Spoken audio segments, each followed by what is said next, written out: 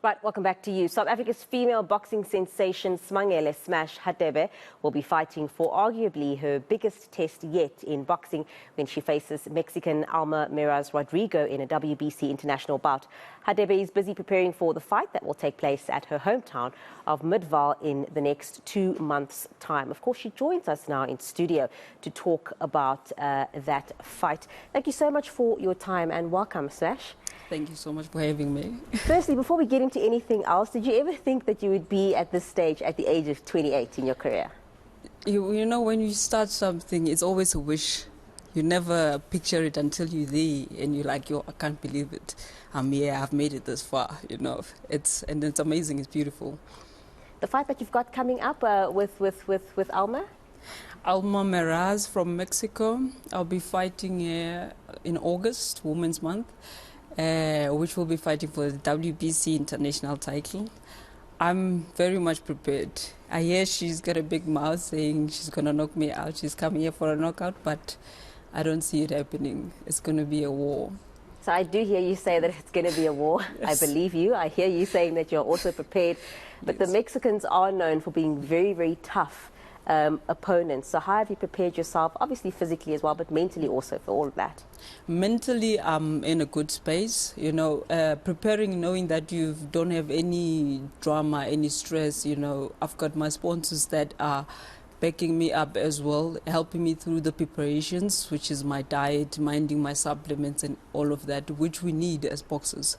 You know, we need the support we need. I've got a very good manager, a very good stable. I'm in a very good stable, so I don't see nothing going wrong in my preparations. So, yeah.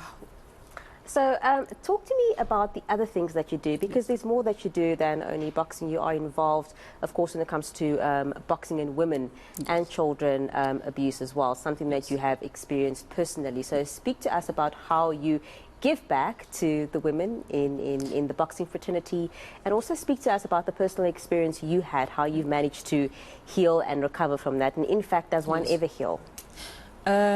I don't think we ever heal. It's something that will always be there, but it's who you associate with that helps you to overcome it and to start speaking about it. Only now I'm starting to speak about it.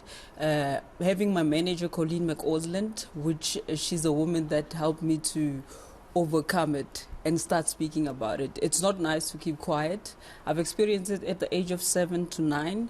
I was molested for over 2 years, so which is not a very good thing to hold it back and not talk to anyone about it. I know someone out there, a kid, whoever, is going through it, so I want them to talk about it. I'm fighting for women and children who are abused in the sport, so that's what I want to give back with, for them to start talking about it and not keep quiet.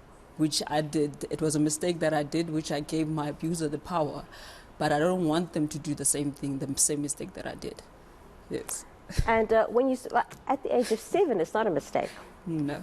And, you know, when you say for 2 years at that, it's a tender age, do you think then that the necessary officials in this country are doing enough for children who go through such experiences? I mean, in this 2023 that we are living in, do you think they're doing enough? What more should they be doing? What else should they be doing? I don't think they are doing enough, according to me, and because it's still going on. We still experience it. We still see kids who go through it. So for me, it's more like we still are not safe. So also the abusers who are keeping quiet about it, they're making it even more to be, you know, for them to take over, the abusers to take over, you know. So I just want them to start speaking. That's all I want. And for someone to listen and do something about it. Well, good on you, and thank you for the work that you do. There's many kids out there that need this voice. So let's speak about your sponsorships, because I heard you mention that earlier. There's a lot of people that go through sport, and any sport is very expensive. Let's just start there. That is true. So with you having the backing of having a sponsor, how easy does it make it for you then to go ahead and just do what you're passionate about, peacefully, like you said. Now you don't have any stress. Yes. You know, just speak to me about that.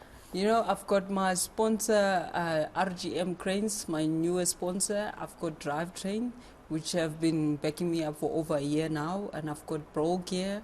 I've got Leah Med, my medical team, that are there on my fight day, making sure that I'm well focused. Yes. And, you know, having sponsors, it's very important as an athlete. Not in boxing only, because it's expensive. For me, before I didn't have any sponsor. I used to mind to buy my own diet. I didn't have supplements. Transport to go to training. We struggle with that. Many boxers, you know, many don't even know champions don't even know what to eat now. And they are champions fighting for big titles. You know, so having a sponsor and having that type of backup, it helps a lot, and it helps you ease your mind and not to focus on other things, stress about what am I going to eat, my supplements, you know, because I'm definitely sure my opponent is having good supplements, been taken care of well. So in order for me to win that title, I need the backup I need. I need the it's very important. It's very important. Definitely. Smash, we're going to have to leave it there for now. I'm being told we really have to wrap. But I also do have to tell our viewers that next week, Friday, on the 30th, it is the SA Boxing Awards. And Smash is up for 2 awards there, Female Fighter of the Year as well as Female Boxer of the Year. So we'll definitely be going to keeping you updated on what happens there. And good luck to you, Smash. Hopefully you grab one of those. We'll have more sport for you later.